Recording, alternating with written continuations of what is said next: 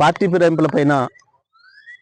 ఫిరాయించిన మా శాసనసభ్యులు ఎవరైతే ఉన్నారో వారు స్పీకర్ గారు ఇచ్చిన నోటీస్కి రాసిన సమాధానాలు చాలా బలహీనంగా ఉన్నాయి.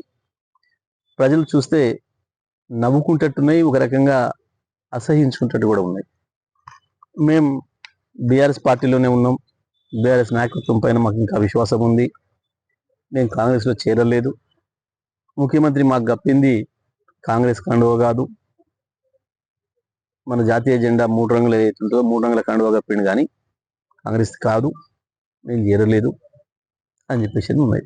ఎవరు రాసినా గంతే రాసిండ్రు. ఇది చూసి ప్రజలు ఏమనుకోవాలి? ఇవాళ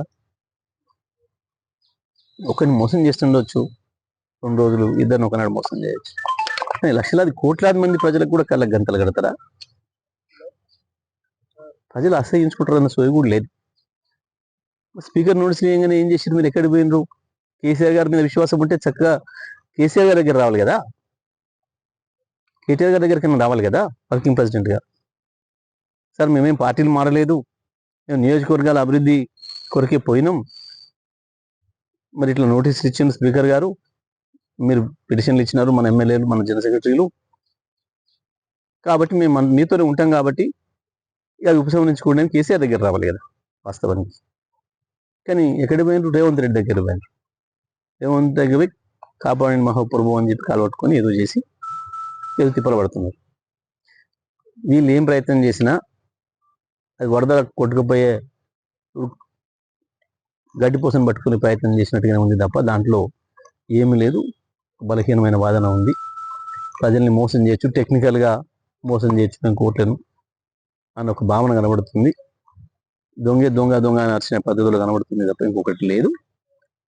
తప్పకుండా స్పీకర్ గారు కూడా మాకు ఆ సమాచారం మాకు పంపించి వీళ్ళిట్లా మీరు నాకు ఇచ్చిన పిటిషన్ పైన వీరు ఈ రకంగా స్పందించారు, దీని మీద మీరు ఏదైనా ఆన్సర్ చెప్పేది ఉంటే, మీరు ఇంకేదైనా చెప్పేది తెలుసుకుంటే, రిజైండర్స్ ఇవ్వదలుచుకుంటే 3 రోజులలో ఇవ్వండి, మాకు సమయం లేదు అని ఇచ్చినారు. స్పీకర్ గారి ప్రవర్తన కూడా కనబడుతుంది ఏ రకంగా ఉందో. సరే చట్ట ప్రకారం పనిచేస్తే సరే, లేదంటే తప్పకుండా కోర్టు ద్వారానైనా వాళ్ళని డిస్క్వాలిఫై చేపిస్తాం. ఎట్టి పరిస్థితుల్లో అక్కడ ఉప ఎన్నికలు వస్తాయి. ఉప ఎన్నికలలో ప్రజలు కూడా వీళ్ళకి బుద్ధి చెప్తారు, తగిన గుణపాఠం చెప్తారు. వీళ్ళ రాజకీయ జీవితాలకు ఇదే చివరవుతుంది, అందులో ఏం సందేహం లేదు. సరే రేవంత్ కాపాడలేడు, ఎవరు కూడా కాపాడలేడు, వీళ్ళను సాధ్యం కాదు. ఇంత బహిరంగంగా దొరికిపోయి టెక్నికల్గా 2 రోజులు తప్పించుకోవచ్చు, స్పీకర్ మీ దగ్గర ఉన్నది కాబట్టి.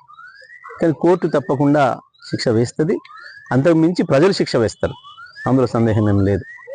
ఎవరో కాపాడతారు అనుకుంటే అది తెలివి తక్కువతనం, చేసిందే తప్పు, చేసిందే దొంగతనం, ప్రజల ముందర దొరికిపోయినరు. ఇవాళ మేము ఇంకేదో బొంకుతామంటే అది కుదిరేది కాదు. తప్పకుండా డిస్క్వాలిఫై కావడం ఖాయం, ఉప ఎన్నికలు వచ్చుడు ఖాయం, అందులో ప్రజలు వీళ్ళని ఓడగొట్టడం కూడా ఖాయం. గడ్డిపోసను పట్టుకొని బయటపడదామన్న ప్రయత్నం ఎట్లా ఉందో మీది అట్లాగే ఉంది. చేసిన తప్పు నుంచి బయటపడటానికి అని చెప్పి మీరు చేసిన వాదన బలహీనంగా ఉంది. ఎట్టి పరిస్థితులలో కూడా మీ ఎన్నిక రద్దు కావడం ఖాయం.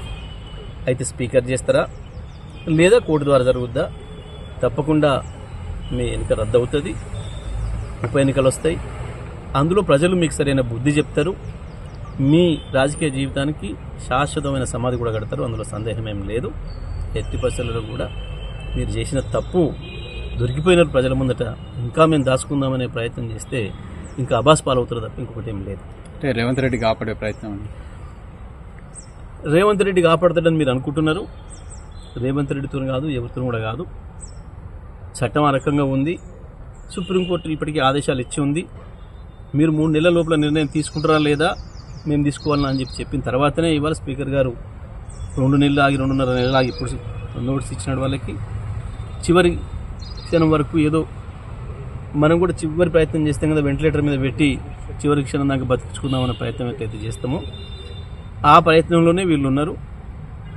ఇప్పుడు ఆ వెంటిలేటర్ కూడా పోతుంది, మీ సభ్యత్వాలు రద్దు అవుతాయన్న సందేహం లేదు, ఎవరు కూడా కాపాడలేరు.